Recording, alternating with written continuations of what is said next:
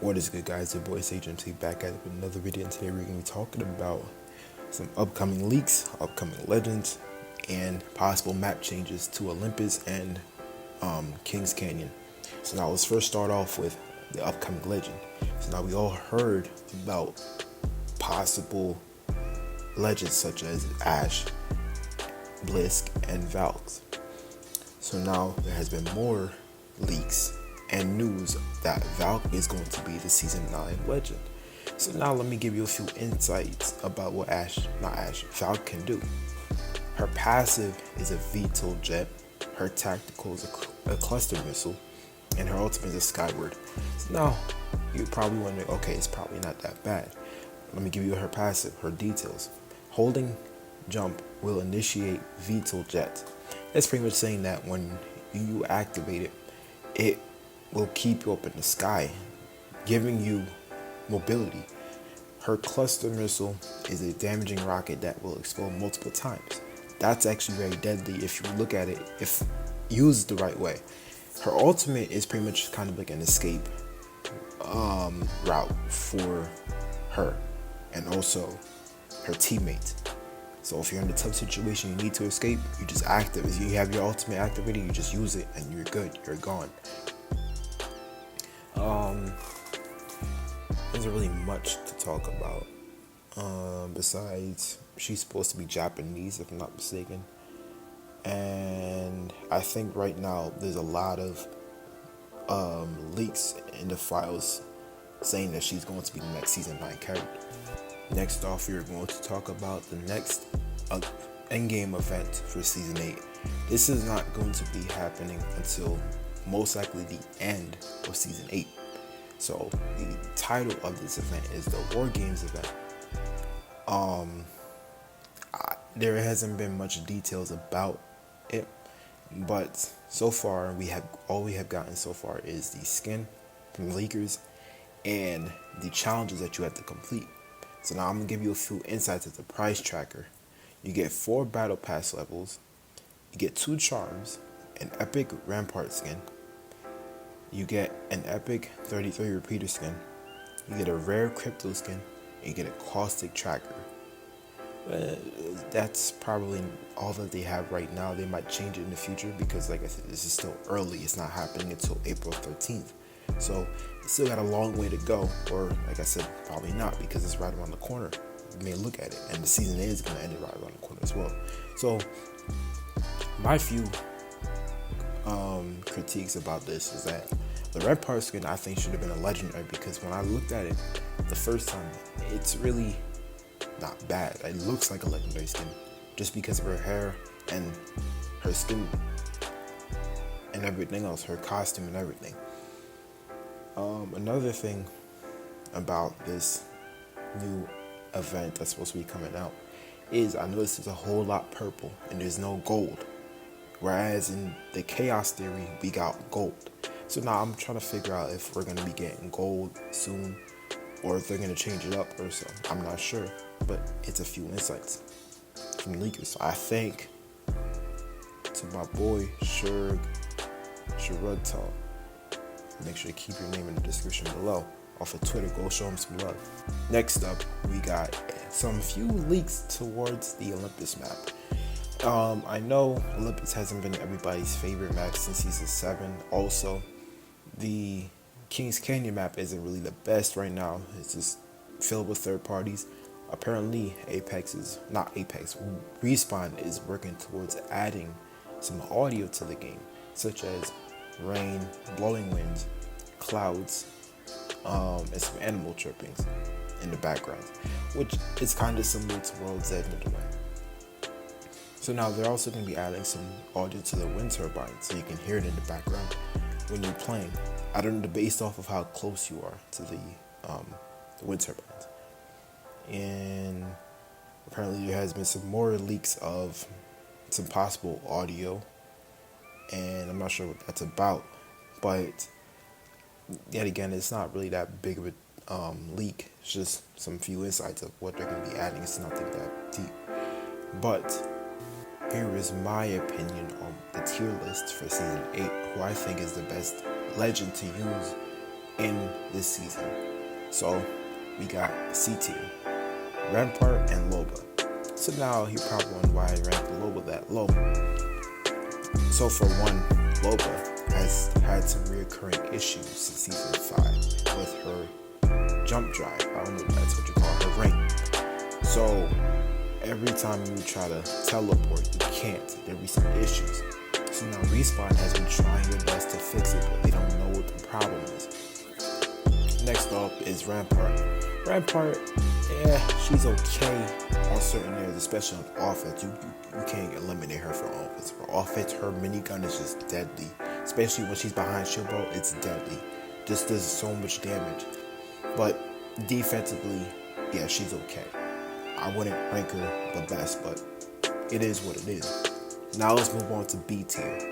We got Watson as a B tier. I think she's okay for the legend. She's not bad, but I think they should at least give her a little bit more so that way people can use her a little bit more. Next up is Bangalore.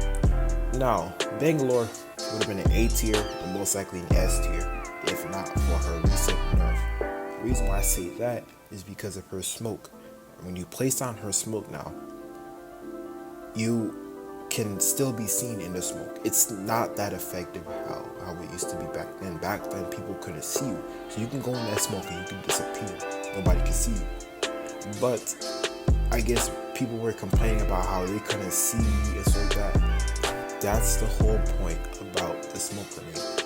It's meant to blind you, so you want to be able to know where your opponent is. It's meant to help out the people on the opposing team or obviously on your team.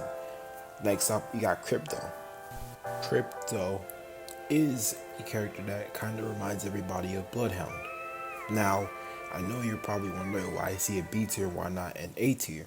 But Bloodhound is what he is because of his drone and also what he can do.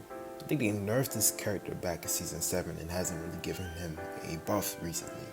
But hopefully Respawn can acknowledge what and why they nerfed him that bad, and hopefully they can buff him up to what he used to be back then.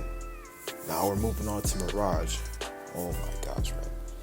We got a lot of Mirage mains out there, but at the end of the day, he's good. You know, I'm not gonna say he's bad. He's good. Especially when it comes to being a distraction and being a nice ass decoy, man, it's good. Because like I said, when Mirage activates his ultimate, I'm telling you, it can get you off guard at any moment based off of where you're at. If you're just seeing a whole bunch of Mirage decoys just pull up out of nowhere, a bunch of shadow clones, bro, you was like, bro, which was the real one? You can't really tell until you actually pinpoint. It's kind of hard, but it takes skill. But Mirage can be very useful, but in certain moments he can't. But the one thing that makes him so useful is that when he's reviving a team, he turns invisible. So that, like I said, can be proven very, very useful. Now we're moving on to Fuse. Fuse is a B tier because of what he can do. His tactical and his ultimate are two most annoying things in the game. Now I give Fuse credit. He can do this, but he's not a character you should be maining. He should be a character you should be using for fun. If I see anybody maining a Fuse, bro, I'm reporting your account. Nah, I'm playing, bro. JK, I ain't gonna do all that.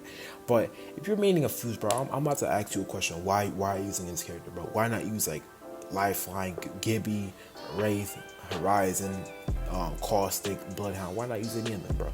Like, Fuse is not good. He's okay for a character, especially his ultimate and tactical. Don't get me wrong. That catches me off guard every single time. And that does a lot of damage. At the end of the day, that's why he's a B tier. Now moving on to A tier. We got Pathfinder.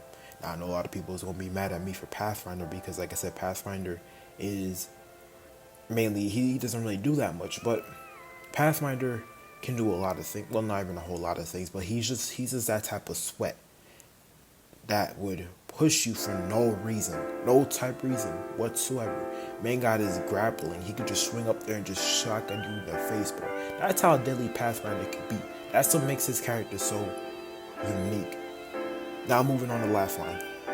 Lifeline, all the Lifeline mains out there, my huge condolences, man. I'm a Lifeline man myself. Lifeline is like the biggest, most baddest legend on here, bro. I'm telling you, her revive, her her Lifeline package and everything else. I'm telling you, she's a nuke. She's the biggest support type you can ever have. Especially when it comes to reviving. I'm telling you, she got your back. Before you had to hold down while the drone puts out a shield. Now you can just hold that drone and you can just press one button and it doesn't have to do that much effort. And you can at least hide behind the shield and attack your enemies. Like I said, that makes her deadly. Now we're moving on to Octane. Oh my goodness, Octane, bro. The most annoying legend in the game, bro. Annoying right beside Revenant. We're gonna get to Revenant later. But Octane, bro. Can this man go somewhere, bro? Every time you see an Octane in the lobby, bro, you know what's up, bro. This man be going fast like Sonic, bro. This man is like, gotta go fast like you dumbass, bro. Stop it, bro. Don't do that. But, like I said, in the end of the day, Octane can be proven very, very useful. That's why he's an A tier, because in certain situations, he can just pull up and leave, bro. He can go somewhere. He can just dip.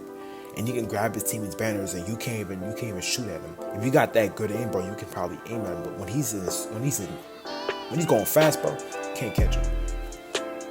Now we're moving on to Revenant. Oh my goodness, I don't like him. I really don't like him. His silencer is just deadly, bro. Especially when he silences your tactical and your ultimate. Oh my goodness, man. That's just, we're not doing that. Revenant is an A tier for a reason because of what he can do. He's annoying. He's very, very pushy. He can push you, and yeah, he's a sweat kind of legend. Someone that would use him to their best and to their advantage. I think he's like the most used legend right now this season, besides Fuse, Horizon, and Wraith, and Lifeline as well. All right, so I know a lot of people's going to probably agree with me. Some people's going to disagree with me. But for the S tier, we got Gibby, Wraith, Horizon, Caustic, and Bloodhound. So now all 5 of those legends are S tiers for a reason. Starting with Gibby. Gibby's shield is able to provide you with a cause, especially if you're low and your team is trying to push you and they're trying to shoot at you. Gibby provides that shield so you can at least heal up real quick and get back in the fight. His airstrike is what causes the most damage, especially if the team is in the area, the opponents are in the area. It can cause a very, very lethal damage. I'm not gonna cap. There's like 40 damage per hit or something. So like, imagine getting hit by 3 of those. You're dead. You're already dead. You're already knocked out. Now we're going to Wrath. Her hyperdimensional warp can be proven useful, kind of like Octane in a way, because when she needs to, she will escape. When she needs to create a portal, she will. So she's just proven useful in certain situations to get her teammate out of. If she needs to go revive somebody, she will warp through there and get them before